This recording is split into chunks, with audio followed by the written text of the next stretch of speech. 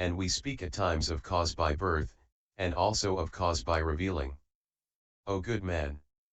The gate of the three emancipations has chapters. These turn out to be, as regards all defilements, the cause of birthless life and the revealing cause for nirvana. O good man! When one comes away from defilement, one can clearly see nirvana. Hence, what there is the revealing cause and not caused by birth. O good man! You ask what a sramana is and what the samana fruition. O good man! The sramana is the eightfold right path. The fruition of the sramana is that we follow the way and eternally do away with greed, ill will, ignorance, etc. This is the sramana and the fruition of the sramana. Bodhisattva Kasyapa said, "Why do we call the eightfold right path sramana?" O good man! Srama, the world says, means to lack, and na is way. Such a way cuts off all that is lacking. That is why we call the eightfold right path sramana. Since, as a result of this, one gains the fruition, we say fruition of the sramana. O good man! And it is also as in the case where there is in the world a person who loves quietude, when we say that such a one is a sramana. Thus is it also with the way.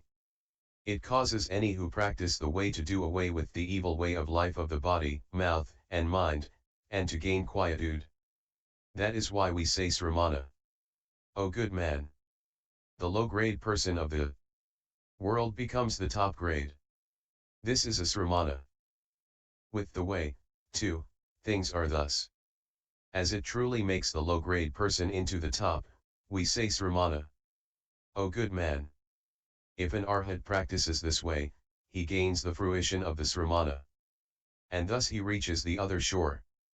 The fruition of an arhat is none other than the five-part dharma body of no more learning, which comprises the moral precepts, samadhi, wisdom, emancipation, and the intellectual insight generated by emancipation. Through these five factors, the person reaches the other shore. Hence, the arrival at the other shore. When he gains the other shore, he says to himself, "My life is now completed, pure actions have already been performed, what ought to have been done has been done, and I now no more gain, i.e. get reborn into any samsaric existence." O good man! As this arhat has now eternally cut off the causal relations of birth in the three times, he says, "My life is now completed." Also, as he has indeed done away with the body of the five skandhas of the three worlds, he says, "My life is already completed." And as he now leaves the stage of learning, he says that he is now standing. And as he has now gained what he once desired to arrive at, he says that he has attained all. Having practiced the way and gained the fruition, he says, "Already accomplished." As he has gained the knowledge of all extinction and the knowledge of birthlessness, he says that he has done away with all bondage. Thus we say that the arhat now attains the other shore. It is the same with the Pratyeka Buddha, too. As the Bodhisattvas and the Buddha are perfect and accomplished in the six paramithas, they are called those who have arrived at the other shore. When the Buddha and the Bodhisattvas have attained unsurpassed enlightenment, we say that they are perfect in the six paramithas. Why? Because they are now harvesting the fruit of the six paramithas. As there is the arriving at the fruition, we say perfect. O good man! These seven beings do not adjust their body, do not uphold the precepts, do not cultivate their mind and wisdom. As they do not uphold well the four things, they commit the five deadly sins, cut off the root of good, commit the five grave offenses, and speak ill of the Buddha, Dharma, and Sangha. Hence, we say that they sink down deeply. O good man! If any of the seven beings associates with a good teacher of the way, and with the sincerest mind gives ear to the wonderful Dharma of the Tathagata, bethinks well within himself, lives in accordance with Dharma, and practices, with his best efforts, the body, precepts, mind, and wisdom, such a person can indeed cross the river of birth and death and reach the other shore. If a person says, "Even the Ekantaka gains unsurpassed bodhi," this is defiled clinging, if he says, not, this is what is false. O good man! Of these 7 beings, there can be one who possesses the 7 qualities in his one person, or each of the 7 may possess one each. O good man! If a person thinks and speaks differently in mind and mouth, and says, the Ekantika gains unsurpassed Bodhi, know that such a person slanders the Buddha, Dharma and Sangha. If a person thinks and speaks differently, and says, the Ekantika does not gain unsurpassed Bodhi, such a person also slanders the Buddha, Dharma, and Sangha. O good man! If a person says, the Noble Eightfold Path is what common mortals gain, such a person, too, slanders the Buddha, Dharma, and Sangha. If a person says, the Noble Eightfold Path is not gained by any common mortal, such a one, too, slanders the Buddha, Dharma, and Sangha. O good man!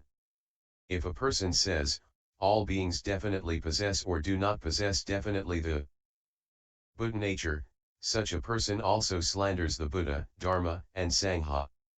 O good man!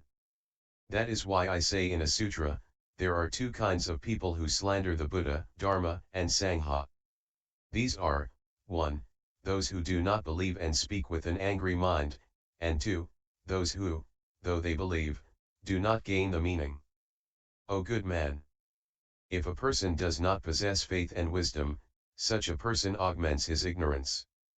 If a person possesses wisdom, but not faith, such a person increases distorted views. O good man! A person who has no faith says, out of an angry mind, there cannot be any Buddha, Dharma, and Sangha.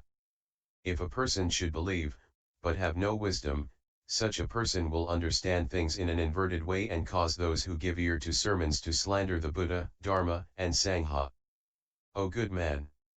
For this reason, I say that one who has no faith and who has an angry mind, and one who has faith but no wisdom, slanders the Buddha, Dharma, and Sangha. Thus do I say. O good man! If a person says, the Ekantika, not yet having arrived at wonderful Dharma, attains unsurpassed Bodhi, such a person well slanders the Buddha, Dharma, and Sangha. If a person says, the Ekantika abandons the state of the Ekantika and attains the unsurpassed body in a different body, such a person, too, may be said to slander the Buddha, Dharma, and Sangha. Also a person may say, the Ekantika may well gain the root of good, continue to possess it, and may well attain unsurpassed Bodhi. Hence, the Ekantika attains unsurpassed Bodhi. Know that such a person does not slander the 3 treasures. O good man! A person may say that all definitely have the Buddha nature, that the eternal, bliss, the self, and the pure are not what have been made or what have been born, that only due to defilement, people cannot see them. Know that this person slanders the Buddha, Dharma, and Sangha. If a person says that all beings do not possess the Buddha nature, as in the case of the horns of a hare, that all comes about by expediency, and that they are what was not but now are, or what once was but now are not, know that this person slanders the Buddha, Dharma, and Sangha. If a person says, the Buddha nature of beings does not exist like the void, nor is it something that is not, i.e. something that does not exist, as with the horns of a hare. Why so? For the void is eternal, and there is no such thing in the world as the horns of a hare. Hence, we can say either is or is not. As it is and is, it breaks the horns of the hare, i.e. it cannot be likened to the non-existent horns of a hare, and as it is empty, it indeed breaks the void. Any person who speaks thus does not slander the 3 treasures. O good man! The Buddha nature is not a thing, not 10 things, not things, not 1,000 things, and not 10,000 things. When unsurpassed Bodhi has not yet been attained, all of good and not good, and all that is neutral, can fall into the category of the Buddha nature. The Tathagata at times speaks of the fruition in the state of cause or at times of the cause in the state of fruition. This is what we call the Tathagata's words which he speaks following his own will. Because of the things spoken of from the Tathagata's own free will, we call him Tathagata. Due to the fact that his words are spoken from his free will, we say Arhat. Due to the fact that his words are spoken from his own free will, we say Samyaksambuddha, i.e. fully awakened one. Bodhisattva Kasyapa said to the Buddha, O world-honored one. You, the Buddha, say, the Buddha nature of the being is like the void. Why do you say the void? O good man. The nature of the void is not past, future, or present. It is the same with the Buddha nature, too. O good man. The void is not the past. Why not? Because it is but what is now. If anything exists in the present, we may well speak of the past. As there is no present to speak of, there cannot be any past to speak of. And also, there is no present to speak of. Why not? Because there is nothing as the future. If there is something as the future, one may well speak of the present. As there is no future, there is no present. And also, there is no future. Why not? For there is nothing as the present or past. If there are the present and past, there can be the future. As there are no past and present, there is no future. Because of this, the nature of the void does not fall into the category of the three times. O good man. There is no void. On account of this, there are no three times. It is not that as there are the three times, there are no three times. For the flower of the void does not exist. This is as in the case in which there are no three times. The case is thus. The same is the case with the void, too. As this is no is, there cannot be the three times. O good man. If there is nothing, this is the void. The same is the case with the Buddha nature, too. O good man. As the void is empty, it does not fall into the category of the three times. As the Buddha nature is eternal, it is not within the category of the three times. O good man. As the Tathagata has gained unsurpassed Bodhi, the Buddha nature that he possesses and all the Buddhist teachings turn out to be, i.e. come into being, there being no change. Hence, no three times. This is as in the case of the void. O good man. As the void is nothing that can be represented, it is neither in nor out. As the Buddha nature is eternal, there is no in or out. That is why I say that the Buddha nature is like the void. O good man. In the world, when there is no obstruction, we speak of voidness. As the Tathagata has gained unsurpassed enlightenment, he sees nothing that obstructs within Buddha Dharma. That is why I say that the Buddha nature is like the void. For this reason do I say, the Buddha nature is like the void. Bodhisattva Kasyapa said to the Buddha, O world-honored one. You say that the Tathagata, the Buddha nature, and Nirvana do not fall into the category of the three times. And you state that it, i.e. Tathagata, Buddha nature, and Nirvana is. The void also does not fall into the category of the three times. Why cannot we call it is? The Buddha said, O good man. Due to non-Nirvana, we speak of Nirvana. Due to non-Tathagata, we speak of the Tathagata. Due to non-Buddha nature, we speak of the Buddha nature. Why do we say non-Nirvana? All defilements are grounded on what is created. To crush out such created things of defilement, we say Nirvana. Non-Tathagata refers to the Ekantika up to the Pratyeka Buddha. In order to crush out those from the Ekantika up to the Pratyeka Buddha, we say Tathagata. We say non-Buddha nature. This refers to all bulwarks, gravel, stones, and non-sentient things. One departs from all such non-sentient things. And this is the Buddha nature. O good man.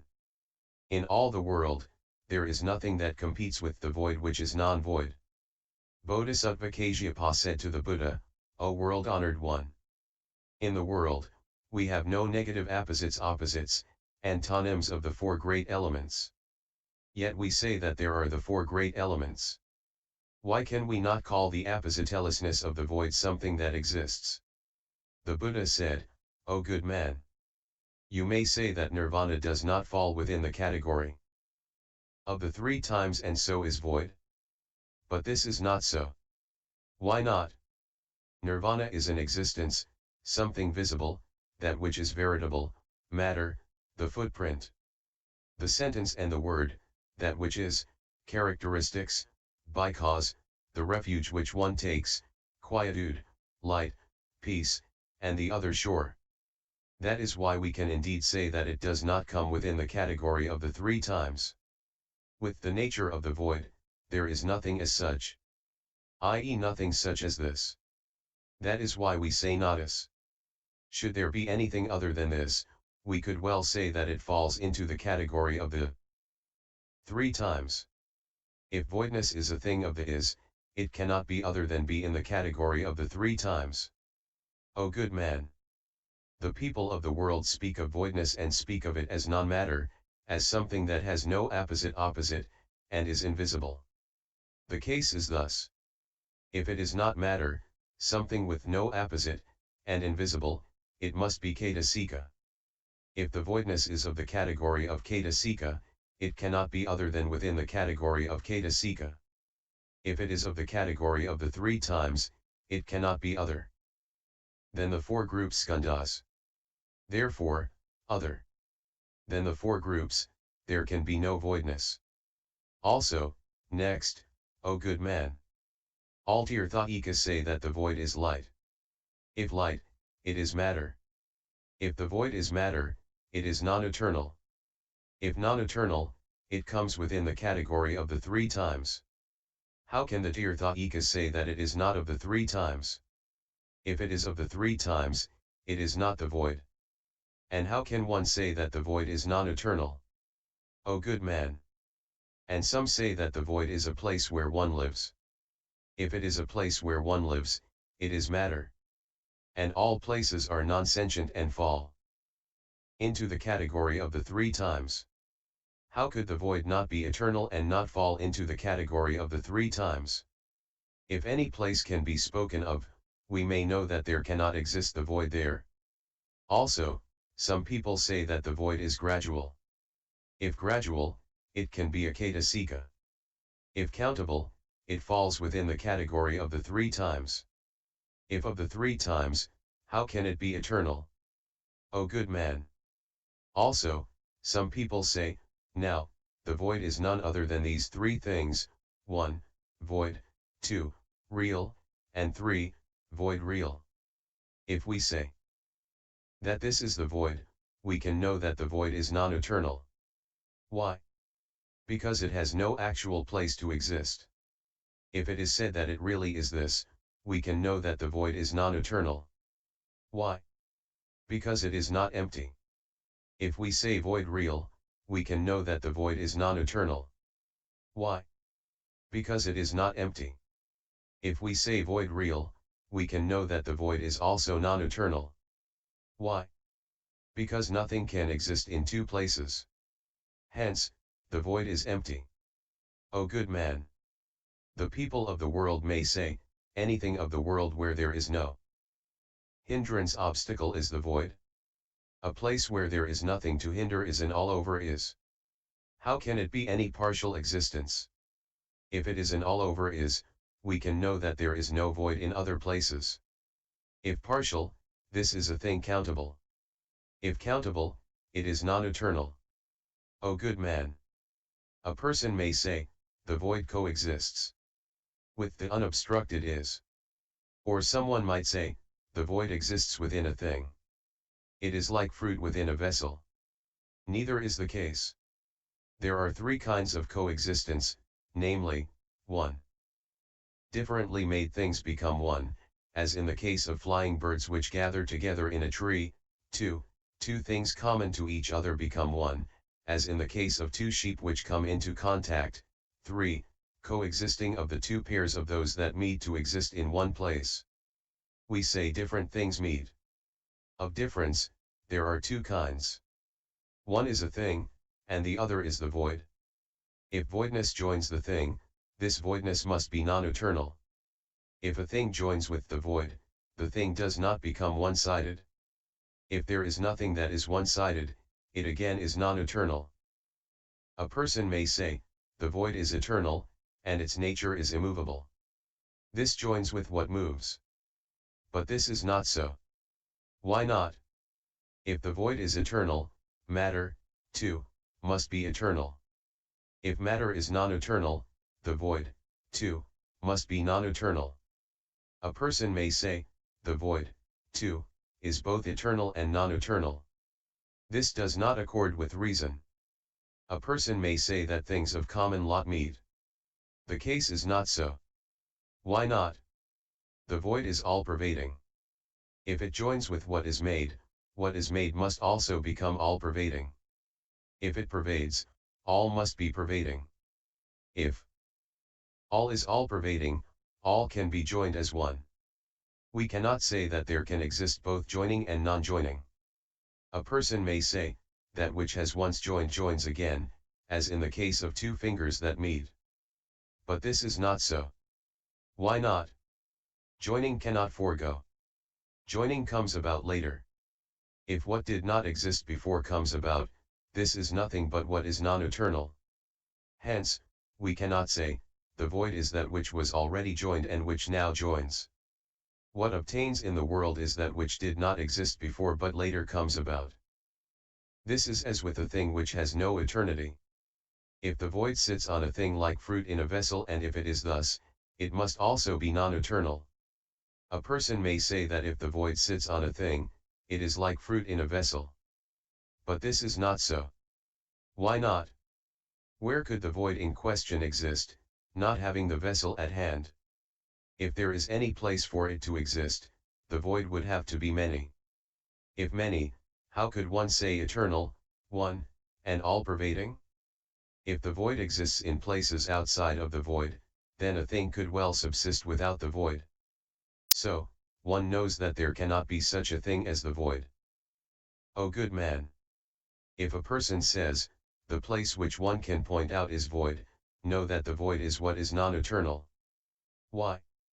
We have four directions to point in. If there are the four quarters, know that the void, too, must possess the four directions. All that is eternal has no direction to point to. To have directions means that the void, accordingly, is non-eternal. If non-eternal, it is not away from the five skandhas. If one were to say that by all means there is parting from the five skandhas, there is no place to exist. O good man! If anything exists by causal relations, we can know that such a thing is non-eternal. O good man! For example, all beings and trees stand on the ground. As the ground is non-eternal, what stands on the ground is accordingly non-eternal. O good man! The earth stands on water. As water is non-eternal, the earth, too, is non-eternal. Water hangs on the wind, and as the wind is non-eternal, water, too, is non-eternal. The wind rests on the void, and as the void is non-eternal, the wind, too, is non-eternal. If it is non-eternal, how can we say, the void is eternal? And it fills the void? As the void is empty, it has no past, future, or present. As the horns of a hare are no thing, they have no past, future, or present. Things are thus. So I say, as the Buddha nature is eternal, it does not come within the category of the three times. As the void is void, it does not come within the category of the three times. O good man! I never quarrel with the world. Why not? If worldly knowledge says is, I say is, if worldly knowledge says not is, I, too, say not is. Bodhisattva Kasyapa said, O world-honored one! How many things does a Bodhisattva Mahasattva require to be perfect, so that he does not quarrel with the world and does not get wedded and defiled by what obtains in the world? The Buddha said, the Bodhisattva Mahasattva is perfect in 10 things and does not quarrel with the world and does not get wedded and defiled by what obtains in the world. What are the 10? These are, 1. faith, 2. Upholding of the precepts, 3. Befriending a good friend, 4. Bethinking well within one's own self, 5. Effort, 6. Right remembrance, 7. Wisdom, 8. Right words, 9. Caring for wonderful Dharma, and 10. Pitying all beings. O good man! As the Bodhisattva Mahasattva is perfect in these 10 things, he does not quarrel with the world and does not get wedded and defiled by what obtains in the world, as in the case of the Utpal. Bodhisattva Kasyapa said to the Buddha, O world-honored one! You, the Buddha, say that one says is if worldly knowledge says is, and if worldly knowledge says not is, one says not is. But what are the is and not is of worldly knowledge? The Buddha said, O good man! This is as when the world says, matter is non-eternal, suffering, void, and non-self, and things go thus down to consciousness. O good man! This is what worldly knowledge says is and is, and I, too, say that this is and is. O good man! Worldly knowledge says that matter has nothing of the eternal, bliss, self, and the pure. So does it say about feeling, perception, volition, and consciousness. O good man! This is where worldly knowledge says not is. I, too, say not is. Bodhisattva Kasyapa said to the Buddha, O world-honored one! Those who are wise are all bodhisattvas and holy persons. Why is it that, when worldly knowledge says that matter is non-eternal, suffering, void, and non-self, you the Tathagata say that the carnal body of the Buddha is eternal and unchanging? What the wise of the world say has no law, nothing of Dharma. Why does the Tathagata say is? And how can you say that you do not quarrel with the world and that you do not get wedded and defiled by worldly things? The Tathagata is already away from the 3 kinds of inversion, namely the inversions of mental image, mind, and world views. Where the Buddha should be saying that matter really is non-eternal. You now say it is eternal. How can you say that you part far from the inversions and that you do not quarrel with the world? The Buddha said, O good man! The matter, i.e. physical form, rupa of common mortals arises out of defilement. Hence I say that worldly knowledge and matter are non-eternal, suffering, void, and non-self. The matter of the Tathagata departs from defilement. So, I say eternal and unchanging. Bodhisattva Kasyapa said, O world-honored one! How does matter arise out of defilement? O good man!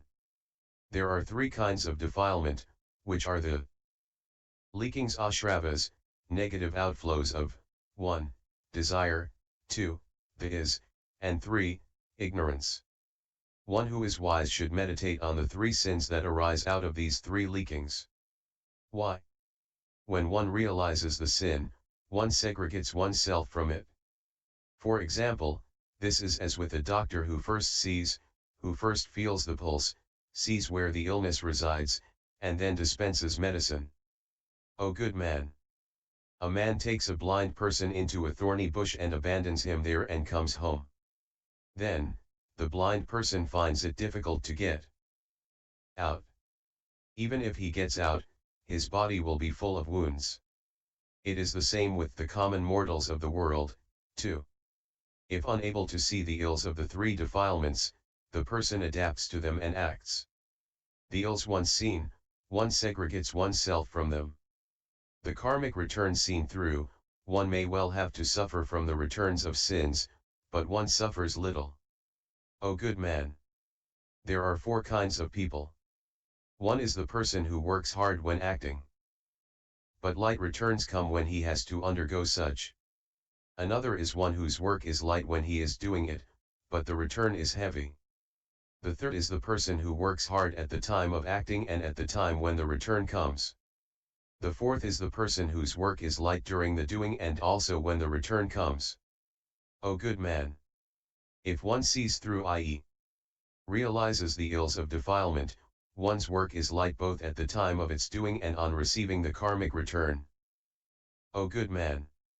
One who has wisdom thinks, I must part from such defilements and I must not do such low-grade things that are evil. Why not? Because I cannot otherwise remove myself from the karmic returns of hell, hungry ghosts, animals, humans, and gods. By practicing the way, I shall, through this power, do away with all such sufferings. Thinking thus, what the person performs is light as regards greed, ill will, and ignorance. Greed, ill will, and ignorance being light, the person is happy. He thinks further, I now thus, through the power of practicing the way, part from evil things and can now draw near to wonderful Dharma. Thus I gain the right way. I shall now make effort and increase it. Now, this person makes away with all the innumerable evil defilements and is now removed from the returns of hell, hungry pretas, animals, and those of humans and gods. Hence, I say in my sutras, one should meditate on all the defilements and on the causes of the defilements. Why? Should any wise person meditate on the defilements, but not on the cause of the defilements, he will not be able to do away with the defilements. Why? Because any wise person can see what will arise from the cause of the defilements. I am now severed from the cause, and the defilements do not come about. O good man! This is as in the case of a doctor. Once he removes the cause, illness will not raise its head any more. It is the same with the wise person who extirpates the cause of defilement. One who is wise should first meditate on the cause and, later, on the result. He sees that good results come from a good cause, and evil from what is evil. Meditating on the result which comes about, he does away with the cause. When he has meditated on the result that will come about, he should further meditate on the lightness and heaviness of the defilements. Having meditated on lightness and heaviness, he first does away with what is heavy. When the heavy has been done away with, what is light will go away by itself. O good man! If the wise person realizes the defilements, the cause of the defilements, the result of the defilements, and the lightness and heaviness of the defilements, that person will make effort on the way, not cease, and not feel remorse. Such a person will associate with a good friend and give ear to Dharma with the sincerest mind. This is all to make away with the defilements. O good man! When a sick person knows that his illness is slight and that it can easily be cured, he will not feel unhappy when a bitter medicine is prescribed to him, and he will take it. It is the same with the wise man, too. He makes effort, practices the holy way, is happy, does not cease and feels no regret. O good man! If a person comes to know of defilement, the cause of defilement, the result of defilement, the lightness and heaviness of defilement, he will make effort and eliminate defilement and practice the way. With such a person, matter physical form does not come about, nor do feeling, perception, volition, and consciousness. If a person does not see defilement, the cause of defilement, the result of defilement, the lightness and heaviness of defilement, and does not make effort and practice the way, for such a person matter, feeling, perception, volition, and consciousness will come about. O good man! He who sees defilement, the cause of defilement, the result of defilement, the lightness and heaviness of defilement, and who practices the way is the Tathagata. Because of this, the body rupa of the Tathagata is eternal. So is it with his feeling, perception, volition, and consciousness, which are all eternal. YouTube video Buddhist Sutras https://